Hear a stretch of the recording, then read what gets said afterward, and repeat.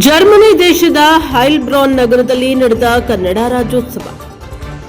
ಕನ್ನಡ ರಾಜ್ಯೋತ್ಸವ ಕಾರ್ಯಕ್ರಮವನ್ನು ಕರ್ನಾಟಕದಲ್ಲಷ್ಟೇ ಅಲ್ಲದೆ Germany, America, Canada ಮುಂತಾದ ದೇಶಗಳಲ್ಲಿ ನೆಲೆಸಿರುವ ಆದಿವಾಸಿ ಭಾರತೀಯ ಕನ್ನಡಿಗರೆಲ್ಲರೂ ವಿಜೃಂಭಣೆಯಿಂದ ಆಚರಣೆ ಮಾಡುತ್ತಿದ್ದು, ಜರ್ಮನಿಯ ಹೈಲ್ಬ್ರಾನ್ ನಗರದಲ್ಲಿ ನೆಲೆಸಿರುವ ಕನ್ನಡಿಗರೆಲ್ಲರೂ ಒಟ್ಟಾಗಿ ಸೇರಿ ಇದೇ ಮೊದಲ ಬಾರಿಗೆ ಹೈಲ್ಬ್ರಾನ್ ಕನ್ನಡ ಬಳಗವನ್ನು ರಚಿಸಿಕೊಂಡು ಎಲ್ಲಾದರೂ ಇರು, ಎಂತಾದರೂ ಇರು, ಎಂದೆಂದಿಗೂ ನೀ ಕನ್ನಡವಾಗಿರುವು ಎಂಬ ಕವಿವಾಣಿಯಂತೆ ಕನ್ನಡ ರಾಜ್ಯೋತ್ಸವವನ್ನು ಅದ್ದೂರಿಯಾಗಿ ಆಚರಣೆ ಮಾಡಲಾಯಿತು ಎಂದು ಹೈಲ್ಬ್ರಾನ್ ಕನ್ನಡ ಬಳಗದ ಸಂಯೋಜಕರಾದ ಎಂ.ವಿ. ನವೀನ್ ಕುಮಾರ್ ತಿಳಿಸಿದ್ದಾರೆ.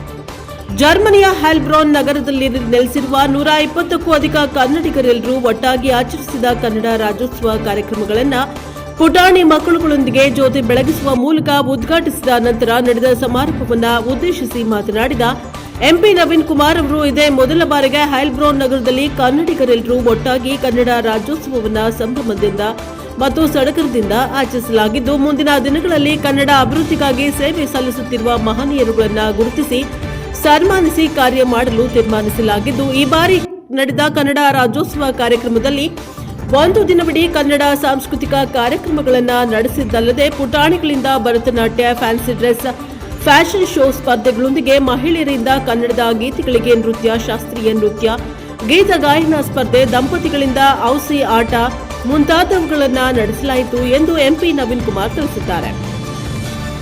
ಈ ಸಂದರ್ಭದಲ್ಲಿ ಹೈಲ್ಬ್ರಾನ್ ಕನ್ನಡ ಬಳಗದ ಪದಾಧಿಕಾರಿಗಳಾದ ಸತ್ರಪ್ರಸಾದ್, ಎಂ. ದೀಕ್ಷಾ, ಸ್ನೇಹ, ಆರ್ಯನ್, ಅಶ್ವಿನಿ, ಪ್ರಜ್ವಲ್, ಅಪೂರ್ವ, ಪುಷ್ಪ, ಖುಷಿ, ಸಾನ್ವೇಲ್, ಲೋಹಿತ್, ತೇಜು, ಕಾರ್ತಿಕ್, ಅಮೂಲ್ಯ, ಸುದೀಕ್ಷಾ ಸೇರಿದಂತೆ 120 ಮಂದಿ ಅನಿವಾಸಿ ಭಾರತೀಯ ಕನ್ನಡಿಗರೆಲ್ಲರೂ ಹಾಜರಿದ್ದು ವಿದೇಶದಲ್ಲಿ ಕನ್ನಡ ಕಂಪನ್ನ ಪಸರಿಸಿದ್ದಾರೆ. ಬ್ಯೂರೋ ರಿಪೋರ್ಟ್ ಪ್ರದೀಪ್ ಹೆಚ್ಚಿ, ಎಂಕೆಎಸ್ ಟಿವಿ4 ತರೀಕೆರೆ.